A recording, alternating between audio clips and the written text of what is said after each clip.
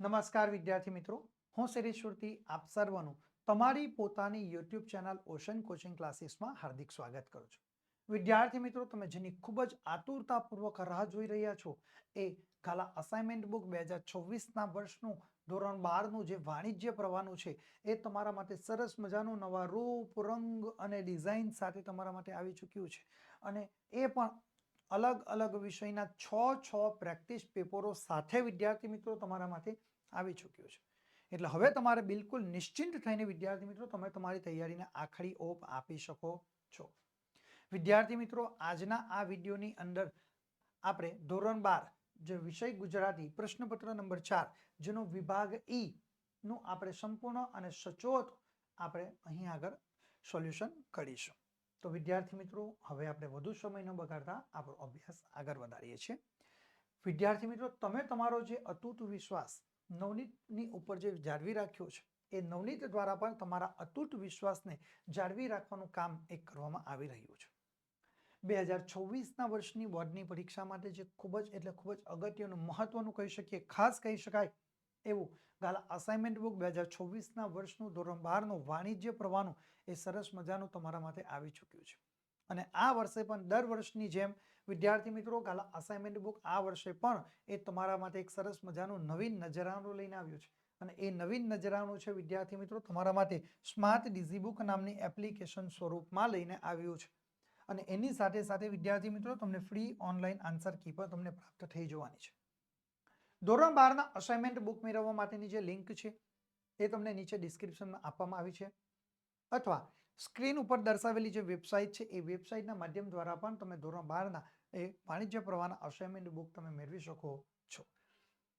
વિદ્યાર્થી મિત્રો, સ્ક્રીન ઉપર તમે જોઈ શકો છો 2024ના વર્ષનું જે કાલ અસાઇનમેન્ટ બુક છે એ વાણિજ્ય પ્રવાહનું ધોરણ 12નું એનું તમે અલગ અલગ જે વિષયના 6 પ્રેક્ટિસ પેપરો સાથે તમારા માટે આવ્યું છે. વિદ્યાર્થી મિત્રો, આ 2024ના વર્ષનું જે કાલ અસાઇનમેન્ટ બુક છે એને ખરીદવા માટેની કિંમત છે માત્ર અને માત્ર 300 રૂપિયા નક્કી કરવામાં આવી છે, જે તમે તમારા નજીકના જે દરેક બુક સેલરને ત્યાંથી ખરીદી કરી શકો છો, અથવા તો તમને અહીંયા આગળ લિંક આપેલી છે નવનીતની લિંક છે એના માધ્યમ દ્વારા પણ તમે બિલકુલ સરળતાથી ખરીદી કરી શકો છો. 2024ના વર્ષનું જે કાલ અસાઇનમેન્ટ બુક છે એનું આ એક મુખપૃષ્ઠ છે. આ મુખપૃષ્ઠને તમે પાછળની તરફ ફેરવશો એટલે તમને કંઈક આ પ્રકારેની માહિતી અહીં આગળ તમને રહેલી જોવા મળશે. આ માહિતી છે ત્યાં આગળ તમને એક QR કોડ તમને આપેલો જોવા મળશે. આ QR કોડને તમારે તમારી પાસે રહેલા મોબાઈલની મદદથી સ્કેન કરવાનો છે. જો તમે આ QR કોડને સ્કેન કરશો એટલે વિદ્યાર્થી મિત્રો તમને ત્યાં આગળ તમારી કેટલીક વ્યક્તિગત માહિતી એ ફિલઅપ કરવાનું કહેવામાં આવશે. એ તમે તમારી વ્યક્તિગત માહિતી ત્યાં આગળ ફિલઅપ કરશો એટલે ત્યાં આગળ તમને ત્યારબાદ તમને એક એક્સેસ કોડ એન્ટર કરવાનું કહેવામાં આવશે. ત્યાં આગળ વિદ્યાર્થી મિત્રો તમારે આ એક એક્સેસ કોડ તમારે એન્ટર કરવો પડશે. કયો? આ એક એક્સેસ કોડ તમારે એન્ટર કરવો પડશે.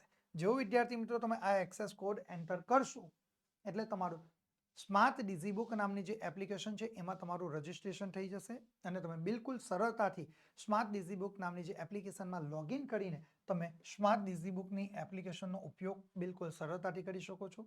એની સાથે સાથે વિદ્યાર્થી મિત્રો તમે ફ્રી ઓનલાઈન આન્સર કીનો પણ ઉપયોગ કરી શકો છો. એપ્લિકેશન ડાઉનલોડ કરવા માટેની જે લિંક છે એ વિદ્યાર્થી મિત્રો તમને નીચે ડિસ્ક્રિપ્શનમાં આપવામાં આવી છે, અથવા સ્ક્રીન ઉપર દર્શાવેલી જે નવનીતની વેબસાઇટ છે એના દ્વારા પણ તમે બિલકુલ સરળતાથી સ્માર્ટ ડિઝીબુક નામની એપ્લિકેશન સરળતાથી તમે ડાઉનલોડ કરી શકો છો.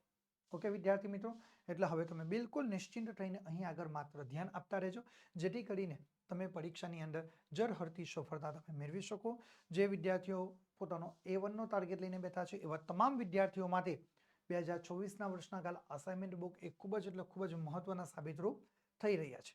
તો શરૂ કરીએ વિદ્યાર્થી મિત્રો આપણે ધોરણ 12 કાલ અસાઇનમેન્ટ બુક 2024ના વર્ષનું જેનો વિભાગ ઈ એટલે કે લેખન સજ્જતા વિભાગ. કયો? લેખન સજ્જતા વિભાગ, જેમાં તમારે તમારી મૌલિકતાનો ભરપૂર માત્રામાં એ ઉપયોગ કરવાનો હોય છે. ઓકે, ચલો આપણે જોઈએ વિદ્યાર્થી મિત્રો 83 નંબરનો પ્રશ્ન. તો સૂચના તમારા માટે સ્ક્રીન ઉપર છે, જુઓ કે તમે રહો છો તે વિસ્તારમાં. સૂચના સૌથી પહેલા જુઓ, તમે રહો છો તે વિસ્તારમાં રખડતા ધૂળનો ત્રાસ વધી રહ્યો છે. કોનો ત્રાસ વધી રહ્યો છે? રખડતા ધૂળનો ત્રાસ વધી રહ્યો છે. આ બાબતની ફરિયાદ કરતી અરજી તમારે નગરપાલિકાના ચીફ ઓફિસરને લખવાની છે. કોને લખવાની?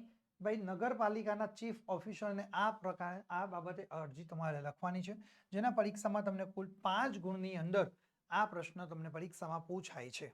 ઓકે, તો સૌથી પહેલા આપણે જ્યારે અરજી લેખન કરતા હોઈએ ત્યારે કેટલીક બાબતોનું આપણે ધ્યાન રાખવાનું છે. તો સૌથી પહેલા જોઈએ વિદ્યાર્થી મિત્રો કે જે વિષય આપ્યો છે એને 1 થી 2 વાર વાંચી લો. આપણે વિષય વાંચ્યો એટલે આપણે અહીંયા આગળ શીર્ષક લખવાનું કે ભાઈ અમારા જે ભરચક વિસ્તારમાં રખડતા ઢોરનો ત્રાસ વધી રહ્યો છે તેને દૂર કરવા બાબત. અથવા તો આપણે ત્યાં આગળ નહીં લખતા તો સૌથી પહેલા આપણે શું કરવાનું કે અરજી લેખન કરીએ છીએ તો આપણે ધોરણ 10 અને 12ના જો વિદ્યાર્થી હોઈએ, બરાબર, તો એ ધોરણ 12ના વિદ્યાર્થી હોવાને નાતે આપણે આપણા નામની ગોપનીયતા જાળવવાનો પ્રયત્ન કરવાનો છે. ઓકે, તો સૌથી પહેલા આપણે જમણા હાથ ઉપર શું કરવાનું કે ભાઈ જમણા હાથ ઉપર એક સીધી હરોળની અંદર XYZ લખવાનું. આપણા નામની જગ્યા ઉપર આપણે શું લખવાનું? આપણે XYZ, અબકો, ABCD, PQRS એવું કોઈ પણ આપણે રેન્ડમલી નામ લખી શકીએ છીએ.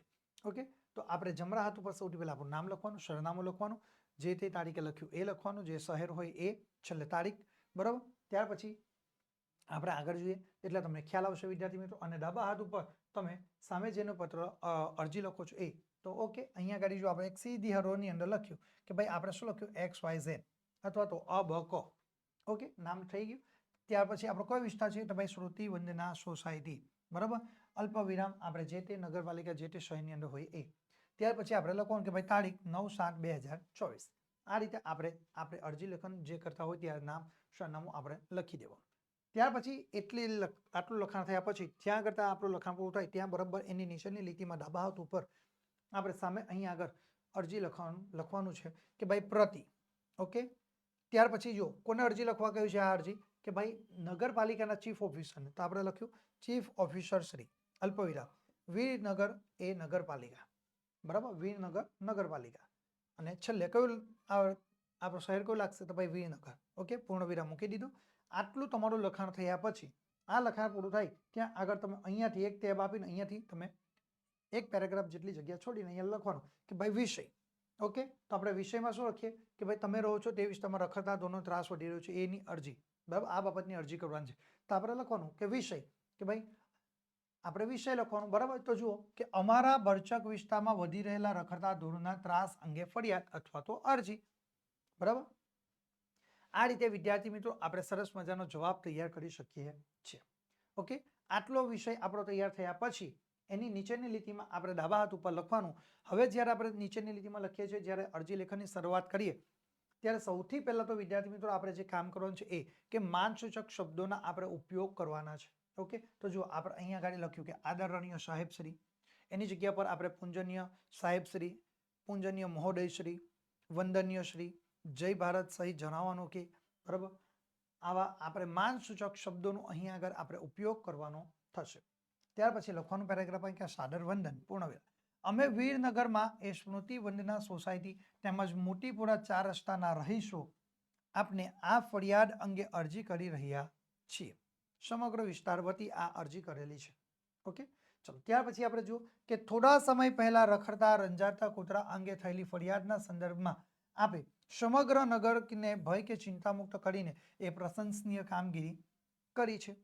ઓકે, આ રીતે વિદ્યાર્થી મિત્રો એક સરસ મજાનો આપણે અહીં આગળ આપણે એમની પોઝિટિવ વાતોનો ઉલ્લેખ કરીને આપણે અરજી લેખનની શરૂઆત કરવાની છે. અરજી લેખન જ્યારે કરીએ ત્યારે કોઈ પણ પ્રકારની ધાક ધમકી કે દાબ દબાણ હેઠળ અરજી તૈયાર કરવાની નથી કે ઉગ્રતા ભરેલ શબ્દોનો આપણે ઉપયોગ કરવાનો નથી. અરજી લેખન કરતા હોઈએ ત્યારે નમ્રતાનો ભાવથી આપણે એ અરજી કરવાની રહેશે. વિનંતી સૂચક શબ્દોનો આપણે ઉપયોગ કરવાનો રહે. છેલ્લા કેટલાક સમયથી અમારા વિસ્તારમાં રખડતા ઢોરનો ત્રાસ વધી જાય છે. પશુ એ માનવનો જીવન આધાર છે એ સમજી શકાય છે એવી બાબત છે, પણ તેની કાળજી લેવી, એને પોતાની જગ્યામાં વ્યવસ્થિત સુવિધા મળી રહે એ રીતે રાખવા એ પશુપાલકોની નૈતિક ફરજ છે. ભરચક, ઝડપી અને વાહન વ્યવહારને લીધે કાં તો પશુને અથવા તો એ મનુષ્યને એ ઈજા થાય છે, બરાબર, કાં તો પશુ એ બેફામ રીતે ભયભીત થઈને દોડે તો લોકોની એ જાનહાનિ થતી રહે છે. આમ એ રખડતા ઢોર અંગે એના કારણે સૌ કોઈને એક ખાસ કરીને અમારા વિસ્તારના લોકોને વેઠવી પડતી હાલાકીને આપ શ્રી ધ્યાનમાં લેશો અને એ અંગે સત્વરે ઘટતું કરવા કોઈક પ્રબંધ કરશો એવી અમારી એ નમ્ર વિનંતી છે.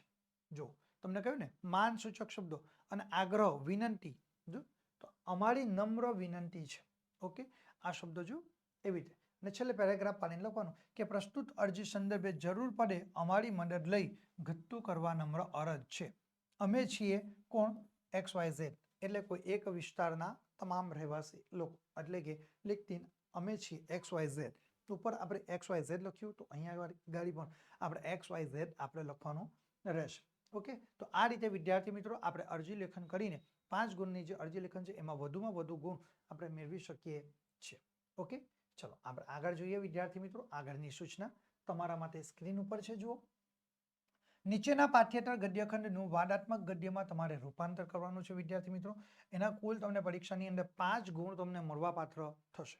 કેટલા ગુણ? પરીક્ષામાં 5 ગુણ તમને મળવાપાત્ર થઈ જશે. ઓકે, ચલો આપણે જોઈએ પાઠ્યેતર ગદ્યખંડ જે છે એનું વાદાત્મક ગદ્યમાં તમારે રૂપાંતર કરવાનું છે. તો 84 નંબરના પ્રશ્નમાં વિદ્યાર્થી મિત્રો તમને આ પ્રશ્ન પૂછાય. એના અથવામાં તમને વાદાત્મક ગદ્ય છે, એના અથવામાં તમને ભાવાત્મક ગદ્ય પરીક્ષામાં પૂછે. જો તમે આ વાદાત્મક ગદ્ય લખી શકતા નથી તો તમારે ભાવાત્મક ગદ્ય લખવાનું રહેશે. ઓકે, બેમાંથી તમે સરળતાથી જે વિષય ઉપર તમે લખાણ કરી શકો છો એના ઉપર તમારે લખાણ કરવાનું છે. હવે વિદ્યાર્થી મિત્રો જો અહીંયા કઈ વાદાત્મક ગદ્યની અંદર રૂપાંતર કરવાનું હોય એટલે સૌથી પહેલા કેટલીક બાબતો આપણે ધ્યાનમાં રાખવાનું છે. તો ભાઈ વાદાત્મક ગદ્ય એટલે શું? તો ભાઈ વાદાત્મક ગદ્ય એટલે કે વાદ વિવાદ કરનારું ગદ્ય. એમાં આપણે તર્કના રૂપમાં આપણે આપણી દલીલોને રજૂ કરવાની હોય. બે વ્યક્તિઓ વચ્ચે જે વાતચીત સંવાદ ચાલતો હોય અને આપણે જે દલીલ રજૂ કરીએ છીએ, તર્ક લગાવીએ છીએ, એ જ પ્રકારના તર્ક, એ જ પ્રકારની દલીલો અહીંયા આપણે ઉપયોગ કરવાની છે. તો જોઈએ, બહુ આપણે વધુ પરથી એ ડિટેલમાં આપણે ન જતા આપણે ટૂંકમાં સમજૂતી મેળવીએ કે ધન એ સુખ પ્રાપ્તિનું સાધન છે. ધન એ સુખ પ્રાપ્તિનું સાધન છે, પણ આજે એ સાધ્ય બની ગયું છે. એને કમાવા માટે ઉદાસીનતા ન દાખવવી અને વેડફવા એ ઉત્સુકતા પણ ન દાખવવી. પૈસા કદાચ તમારી સગવડમાં એ વધારો કરે પણ સુખ તો સંતોષથી જ મળશે. પૈસાને ધિક્કારવાની જરૂર નથી, તેમ તેની એ કદમબોસી કરવાની પણ જરૂર નથી.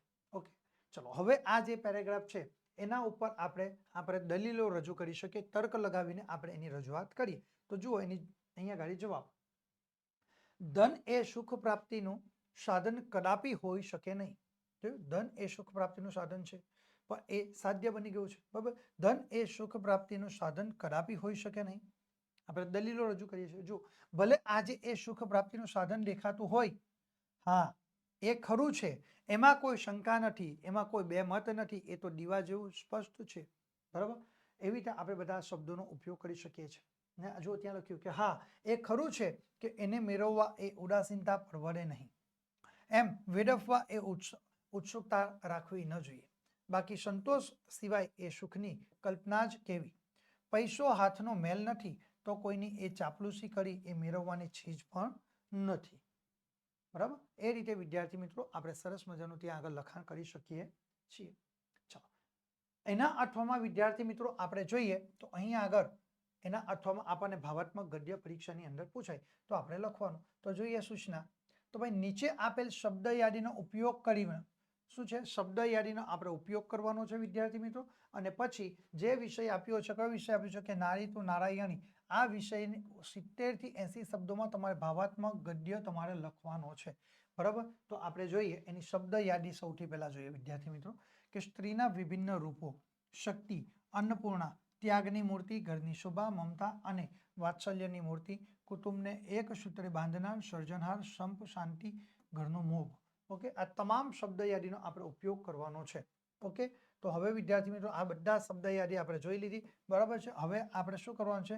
એ શબ્દ યાદીનો આપણે ઉપયોગ કરવાનો છે અને શબ્દ યાદીનો ઉપયોગ કરીને આપણે અહીંયા આગળ એ જવાબ તૈયાર કરવાનો છે. ઓકે, જ્યારે આપણે જવાબ તૈયાર કરીએ ત્યારે આની અંદર લાગણીના ભાવો એ પ્રગટ થતા હોવા જોઈએ. ઓકે, તો આપણે જોઈએ શબ્દ યાદી. સૌથી પહેલા તો આપણે શીર્ષક લખ્યું નારી તો નારાયણી. ઓકે, આ આપણું શીર્ષક તૈયાર થઈ ગયું. ઓકે, ચલો ત્યાર પછી જો પેરેગ્રાફ પડે કે સ્ત્રીના વિભિન્ન રૂપો. બરાબર, તો આપણે સૌથી પહેલા જોઈએ જગતના મહાપુરુષોને જન્મ આપનારી નારી એક સાક્ષાત નારાયણ છે. ઓકે, ત્યાર પછી જો કે માનવજાત પરનું તેનું ઋણ એ મોટું છે. જેવી રીતે નારાયણના એ અલગ અલગ રૂપો છે બરાબર. તેવી રીતે સ્ત્રીના પણ એ વિભિન્ન રૂપો છે. જો આ પહેલો જ શબ્દનો ઉપયોગ કર્યો. જેવી રીતે નારાયણના અલગ અલગ પ્રકારના રૂપો છે, તેવી જ રીતે સ્ત્રીના પણ એ વિભિન્ન રૂપો રહેલા છે. પહેલો શબ્દનું પ્રયોજન થઈ ગયું. બરાબર. ત્યાં પછી જુઓ આ શક્તિ અને અન્નપૂર્ણા શબ્દ. બરાબર. આ જુઓ હવે તો આપણે આગળનું જોઈએ કે માતા, બહેન, દીકરી, પત્ની વગેરે સ્ત્રી એ શક્તિનો અવિરત સ્ત્રોત છે. સ્ત્રી શક્તિનો, બરાબર, સ્ત્રી એ શક્તિનો અવિરત એ સ્ત્રોત આપણને રહેલો જોવા મળશે. દરેક સફળ પુરુષની પાછળ એક સ્ત્રીનો હાથ રહેલો છે. બરાબર. સ્ત્રી એ ઘરની અન્નપૂર્ણા છે. જો અન્નપૂર્ણા, તો ઘરની અન્નપૂર્ણા એ સ્ત્રી છે. ઓકે, આ રીતે વિદ્યાર્થી મિત્રો આપણે એનો ઉપયોગ કરી શકીએ. બરાબર. ચાલો, ત્યાર પછી ત્યાગની મૂર્તિ, ઘરની શોભા, મમતા અને વાત્સલ્યની મૂર્તિ, કુટુંબને એક સૂત્રે બાંધનાર, સર્જનહાર, સંપ, શાંતિ અને ઘરનો મોભો. તો આ બધા જ શબ્દોનો આપણે વાક્યમાં પ્રયોજન કરીએ. જોઈએ તો ઘરના બધા જ સભ્યોને ભાવતું ભોજન પીરસનાર એ સાક્ષાત અન્નપૂર્ણા છે. બીજાના માટે એ બધું જ જતું કરનાર, છોડનાર ઘરની ત્યાગ મૂર્તિ એ સ્ત્રી છે. જો ત્યાગ મૂર્તિ શબ્દ તો નહીં. ઘરની શોભામાં એ સ્ત્રી થકી એ વધારો થાય છે. પોતાના સંતાન માટે મમતા અને વાત્સલ્યની મૂર્તિ સ્ત્રી છે. ઓકે, વાત્સલ્યની મૂર્તિ એ સ્ત્રી છે. કુટુંબમાં કલહ અને કંકાસ હોય તો પણ દરેકની એ જરૂરિયાતોને સંતોષી એ દરેકની ઈચ્છાને પૂર્ણ કરી કુટુંબને એક સૂત્રે બાંધનાર એ સ્ત્રી છે.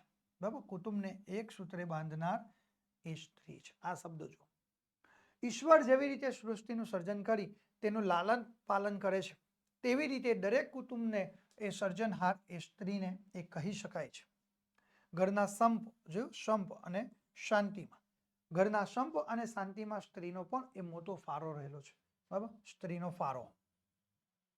ભલે ઘરના મોભ, જોયું, ઘરનો મોભ, ભલે ઘરના મોભ તરીકે એ પુરુષ ઓળખાતો હોય, પણ વાસ્તવમાં મકાનને ઘર બનાવવાનું કાર્ય એ સ્ત્રી વડે જ એ શક્ય બને છે. એ દ્રષ્ટિકોણથી વિચારતા સ્ત્રી એ ઘરનો મોભ છે.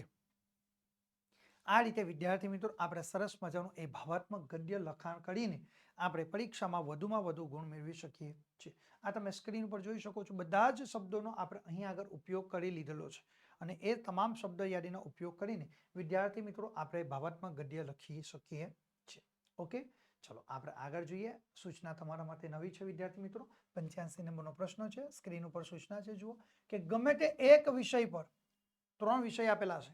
3 વિષયમાંથી ગમે તે એક વિષય પર આપેલા મુદ્દાને આધારે આશરે 250 શબ્દોમાં તમારે નિબંધ લખવાનો છે, જે પરીક્ષાની અંદર તમને 10 ગુણની અંદર એ પરીક્ષાની અંદર તમને પૂછાશે.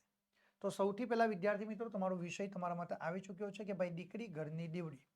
ઓકે, તો વિદ્યાર્થી મિત્રો જ્યારે નિબંધ લેખન કરવાના હોય ત્યારે સૌથી પહેલા કેટલીક બાબતો આપણે ધ્યાનમાં રાખવાની છે, એ આપણે સમજી લઈએ. તો વિદ્યાર્થી મિત્રો જ્યારે પણ આપણે નિબંધ લેખન કરતા હોઈએ ત્યારે આપણે જે મહત્વની બાબતો છે એના ઉપર એક નજર કરી. તો ભાઈ વિષય જે આપ્યો છે ને એ વિષયથી વિમુખ થવાની જરૂર નથી. સૌથી પહેલો મુદ્દો કયો? વિષયથી વિમુખ થવાની જરૂર નથી. વિષયને કેન્દ્રમાં રાખીને જ આપણે લખાણ કરવાનું છે. બીજું કે આપણે નિબંધ લેખન કરતા હોઈએ ત્યાં ભરપૂર માત્રામાં આપણે આપણી મૌલિકતાનો ઉપયોગ કરવાનો છે. ત્રીજી બાબત, જેટલા પણ મુદ્દાઓ દર્શાવેલા છે તમામ મુદ્દાઓને આપણે આવરી લેવાના છે.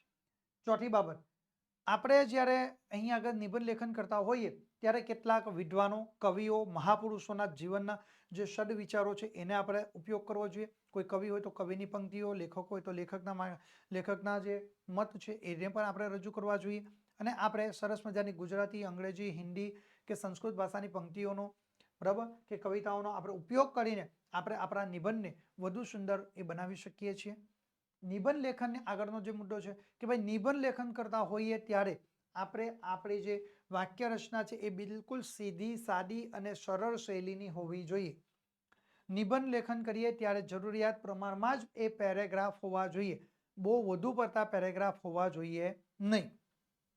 નિબંધ લેખન કરીએ ત્યાં ઘણા બધા વિદ્યાર્થી મિત્રો એ શું કરે, પોઈન્ટ કરીને આવી રીતે લખે છે. તો એ પોઈન્ટ કરીને તમારે લખવાનું થતું નથી. જે વિદ્યાર્થી મિત્રો આ રીતે પોઈન્ટ કરીને લખે છે એના ત્યાં આગળ ગુણ એ મળવાપાત્ર થતા નથી. ઓકે, એટલે ખાસ આ એક પોઈન્ટ પાડીને લખવાનું થતું નથી. આપણે પેરેગ્રાફની અંદર જ લખવાનું થાય છે અને એ પણ તમામ મુદ્દાને આવરી લઈને.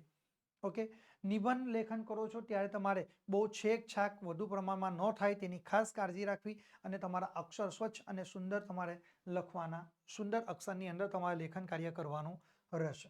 ઓકે, તો ચાલો આપણે શરૂઆત કરીએ કે દીકરી ઘરની દેવડી. તો સૌથી પહેલા આપણે મુદ્દા જોઈએ તો ભાઈ પ્રસ્તાવના, દીકરી પ્રત્યે સમાજનું વલણ, દીકરો અને દીકરીની પ્રકૃતિ, પિતાને વહાલી દીકરી, સ્ત્રી ભ્રૂણની હત્યા અને સ્ત્રી પુરુષ પ્રમાણમાં અસમતુલા, ચેતવણીની ઘંટી વાગી ચૂકી છે, જાગૃતિની જરૂર અને ઉપસંહાર. આ તમામ મુદ્દાઓને આપણે આવરી લઈને વિદ્યાર્થી મિત્રો આપણે નિબંધ લેખનની શરૂઆત કરી શકીએ. તો આપણે પેરેગ્રાફ પાડીને લખવાની શરૂઆત કરવાની કે પ્રાચીન કાળથી કુળના વારસ તરીકે એ દીકરાનો એ મહિમા કરવામાં આવ્યો છે. દીકરીને એ સાપનો ભારો, પારકી થાપણ અને માથાનો બોજ વગેરે એ પહેલાના સમયમાં એ માનવામાં આવે છે. આવી એક તરફી જે માન્યતા એ ખરેખર એ ખોટી છે. દીકરો ઘર દીવડો હોય તો દીકરી પણ એ ઘરની દીવડી છે. દીકરા અને દીકરી વચ્ચે એ ભેદભાવ રાખવો એ ઘોર અન્યાય જ કહેવાય છે. એવું કહેવાય છે કે લગ્ન ન થાય ત્યાં સુધી જ એ દીકરો માતા પિતાનો રહે છે, પરંતુ દીકરી તો એ આજીવન માતા પિતાની જ એ હંમેશના માટે રહેતી આપણને જોવા મળે છે. સંસ્કારી અને કેળવાયેલી દીકરી એ બે કુળને, બે કુટુંબોને એ સંસ્કારોથી એ ઉજાડે છે. સંસ્કારી અને કેળવાયેલી દીકરી એ બે કુળને, બે કુટુંબોને સંસ્કારોથી એ ઉજાડે છે. સમાજના વિકાસની એ પારાશીશી જે તે સમાજમાં કેટલીક દીકરીઓ છે એના ઉપર અવલંબિત છે. દીકરી પરમાત્માએ આપેલું વરદાન છે, આશીર્વાદ છે, કલ્પવૃક્ષ છે. દીકરી એ વહાલનો દરિયો પણ છે. દીકરી શું છે? દીકરી એ પરમાત્માએ આપણને આપેલું એક વરદાન છે, એ આશીર્વાદ છે, કલ્પવૃક્ષ છે. દીકરી એ વહાલનો દરિયો છે. દીકરી એ તુલસીનો ક્યારો છે. એટલે પેરેગ્રાફ પાડીને લખવાનું કે બાપ તેવા બેટા અને વડ તેવા તેતા, એવી કહેવત છે. પણ પિતાને તો એ દીકરી જ એ વહાલી હોય છે. સંસ્કૃતમાં દીકરી માટે એ દુહિતા શબ્દ છે. દુહિતા એટલે કે ગાય દોહનારી. પ્રાચીન કાળમાં ઘેર ઘેર ગાયો પાળવામાં આવતી, તેને દોહવાની જવાબદારી એ દીકરીની હતી. સદીઓથી દીકરીઓ જ એ ઘરના એ મોટાભાગના કામો કરતી રહે છે. એ ઘરકામની સાથે સાથે દીકરીઓ ભણે છે અને નોકરી પણ કરે છે. પેરેગ્રાફ પાડીને આપણે આગળ લખવાનું કે તમામ ક્ષેત્રોમાં દીકરીઓ દીકરાઓ કરતાં ઘણી આગળ રહે છે. આપણે દીકરીઓને હજુ યોગ્ય મહત્વ આપતા નથી. આપણો સમાજ એ દીકરાના જન્મને એ સહર્ષ આવકારે છે, પરંતુ દીકરીના જન્મને એ આવકારતો નથી. લોકો એવું માને છે કે દીકરો એ કમાતો થશે અને પિતાને વૃદ્ધાવસ્થામાં મદદરૂપ થશે, પણ દીકરી તો ઘરકામ અને નોકરી બંને સંભાળે છે. તેથી માતા પિતા બંનેને એ મદદરૂપ હંમેશના માટે થાય છે. અમુક અણસમજુ સ્ત્રીઓ એ ગર્ભનું પરીક્ષણ કરાવે છે. જો ગર્ભમાં દીકરી હોય તો ગર્ભપાત કરાવી નાખે છે. આવા વલણને લીધે એ પુરુષોની સરખામણીમાં સ્ત્રીઓની સંખ્યા એ ઝડપથી આજના દિવસે એ ઘટતી રહે છે. કન્યાઓના અભાવે અસંખ્ય યુવાનોએ કુંવારા રહેવું પડે છે. બીજી તરફ સ્ત્રી ભ્રૂણ હત્યાનો એ સિલસિલો એ હજુ પણ ચાલી રહ્યો છે. આથી સ્ત્રીઓની અછત હજુ વધે એવી એ શક્યતા આપણે ત્યાં રહેલી છે. જે સમસ્યા એ જ છે તેનો ઉપાય પણ છે. જે સમસ્યા છે એ જ તેનો ઉપાય પણ આપણે ત્યાં રહેલો જોવા મળે છે. જો સ્ત્રી ભ્રૂણ હત્યા રોકવામાં આવે તો સ્ત્રી પુરુષોનું પ્રમાણ આપોઆપ આપણે ત્યાં એક સરખું થઈ જાય. અર્થાત તમામ લોકો દીકરીને પણ ઘરની દીવડી માને તે જરૂરી છે. સૃષ્ટિનો છે એક જ પ્રકાર, દીકરી બચાવી કરો ઉદ્ધાર. આ રીતે વિદ્યાર્થી મિત્રો સરસ મજાનું આપણે લખાણ કરી શકીએ છીએ. બરાબર, એની સાથે આપણે આપણો નિબંધને પૂર્ણાહુતિ તરફ લઈ જઈ શકીએ છીએ. ઓકે, આ રીતે વિદ્યાર્થી મિત્રો આપણે સરસ મજાનો આપણો નિબંધ લેખન કરીને પરીક્ષાની અંદર પૂરા ગુણ મેળવી શકીએ છીએ. એના અઠવામાં વિદ્યાર્થી મિત્રો તમને બીજો એક વિષય આપવામાં આવેલો છે, તે જુઓ રાષ્ટ્રીય એકતા. બરાબર, તો આપણે એના સૌથી પહેલા મુદ્દા જોઈશું. તો ભાઈ પ્રસ્તાવના, વિવિધતામાં એકતા, ભારતનું પ્રથમ આગવું લક્ષણ, શહીદોની ઊંચી એ ભાવના અને હાલની પરિસ્થિતિનું મૂલ્યાંકન, એકતાની જરૂરિયાત, તેનાથી થતા ફાયદા, નાનપણથી જ એ શાળામાં એકતાનું બીજારોપણ અને ઉપસંહાર. ઓકે, તો આપણે પેરેગ્રાફ પાડીને લખવાનું કે ભારતમાં વિવિધતામાં એકતા છે. ભારત દેશ એ વિવિધતામાં એકતા ધરાવતો દેશ છે. ભારતની સંસ્કૃતિ અજોડ છે. અહીંના લોકોમાં એ સર્વ ધર્મ એ સંભાવ અને ધર્મ સહિષ્ણુતા આપણને જોવા મળે છે. આપણા દેશમાં અલગ અલગ ધર્મ પાળતા લોકો એક સાથે સહકારથી એ રહે છે. એ આપણી સૌથી મોટી મૂડી છે. આપણા દેશના ભિન્ન પ્રદેશોમાં એ વસતા લોકોમાં એ પહેરવેશ, ધર્મ, ભાષા, રીત રિવાજો વગેરેમાં એ જરૂર ભિન્નતા પ્રવર્તે છે. આમ છતાં સમગ્ર ભારત એક છે અને આપણે બધા ભારત માતાના સંતાનો છીએ. એ ભાવના આપણા એ મનની એ મુખ્ય સંવેદના બની રહી છે.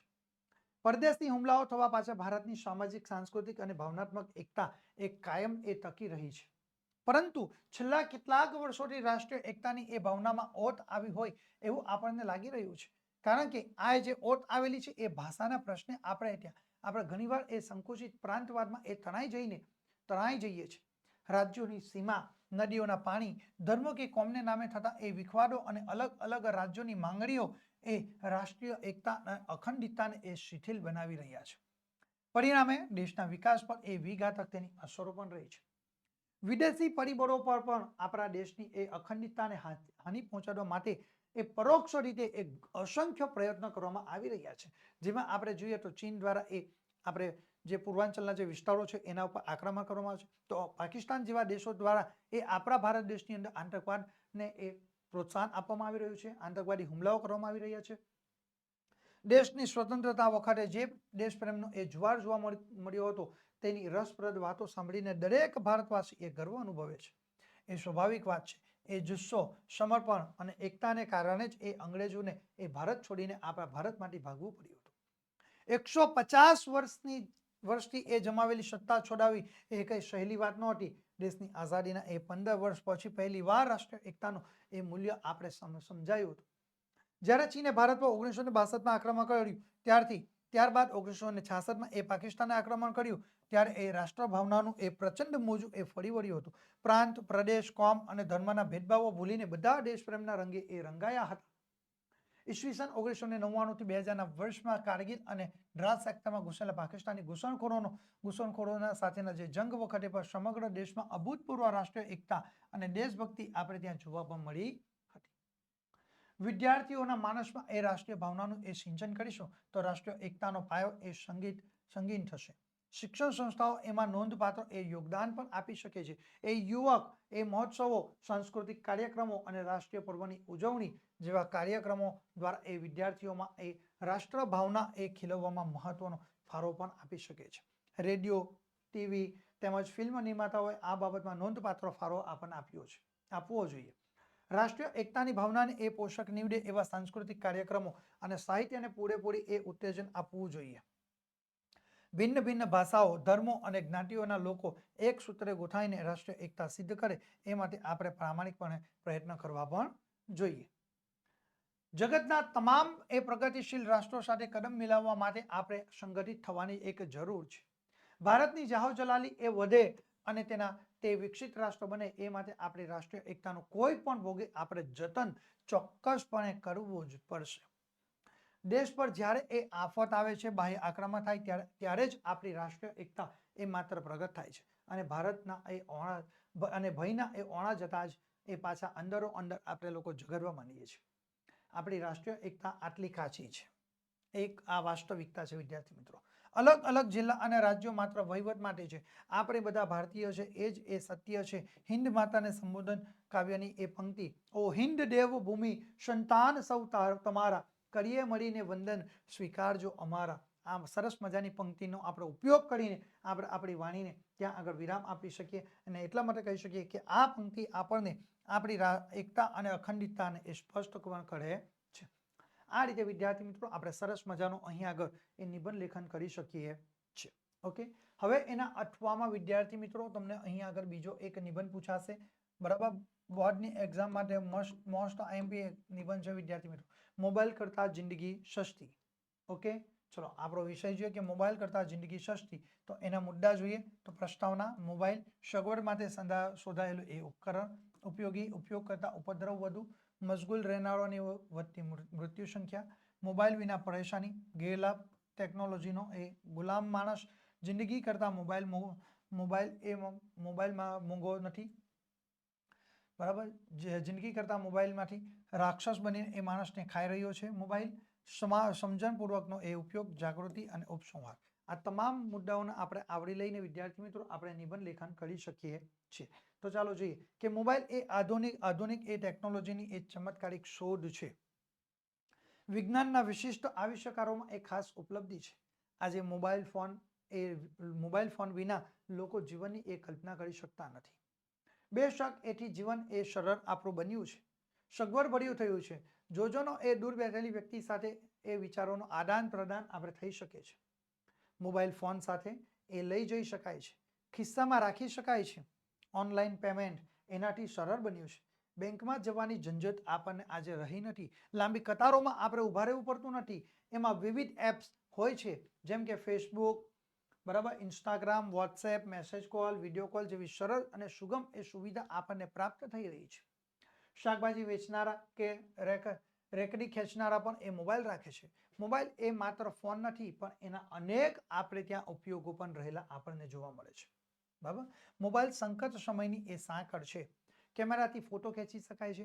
જીવનની યાદગાર ક્ષણોને આમ ફોટા કે વિડીયો દ્વારા એ લઈ એ સંગ્રહી શકાય છે.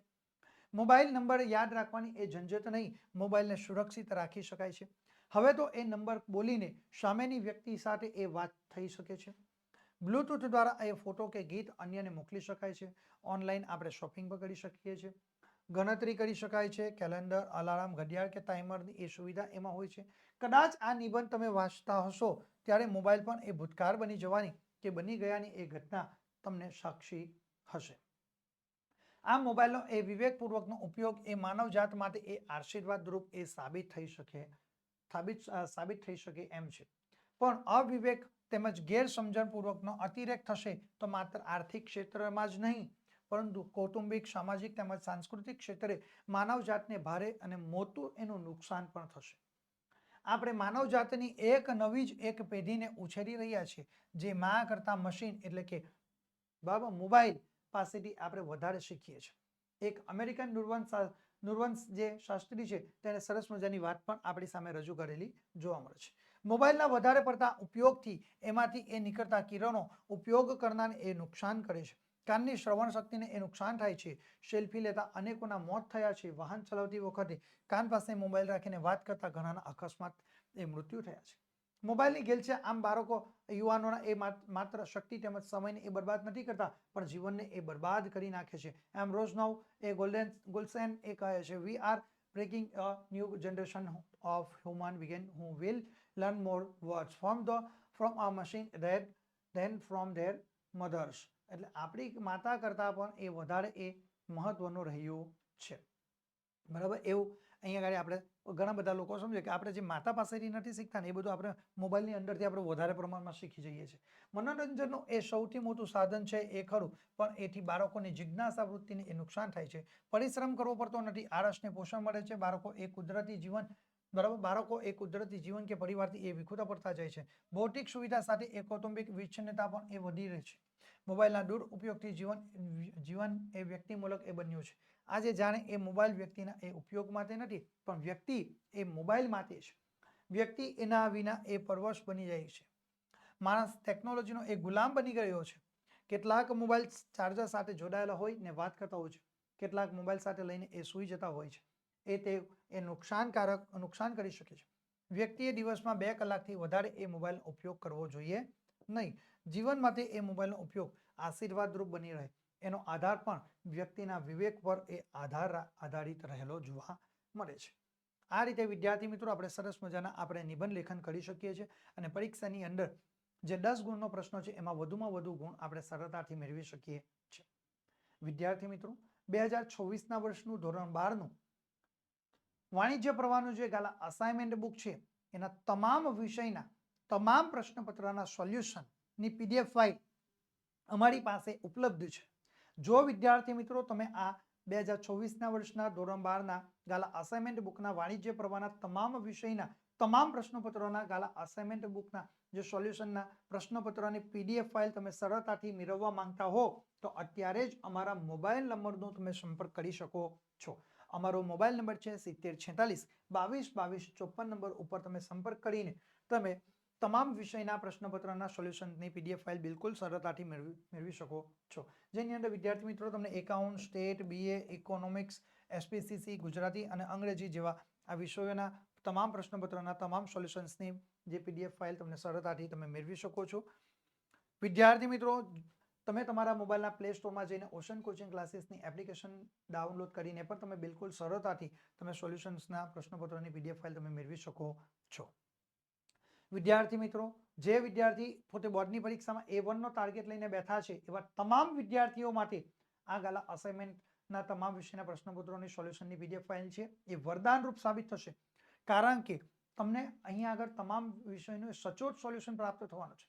ક્યાંય કોઈ પણ પ્રકારની તમને તકલીફ પડશે નહીં. માત્ર ને માત્ર તમારે એ સોલ્યુશનનો ઉપયોગ કરીને તમારે તમારા વાંચનને આખરી ઓપ આપવાનો છે. તમારો બિલકુલ સમય બગડશે નહીં અને તમે સારામાં સારી તૈયારી કરીને તમે તમારું જે લક્ષ્ય રાખ્યું છે એ લક્ષ્યને તમે હાંસલ કરી શકો છો.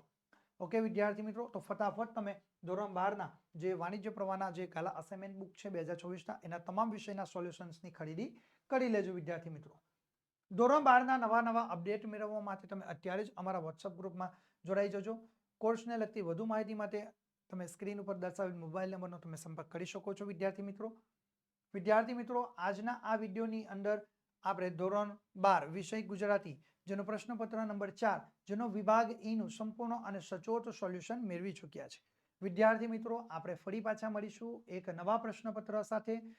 ત્યાં સુધી હું આપ સર્વની રજા લઉં છું. થેન્ક યુ વિદ્યાર્થી મિત્રો.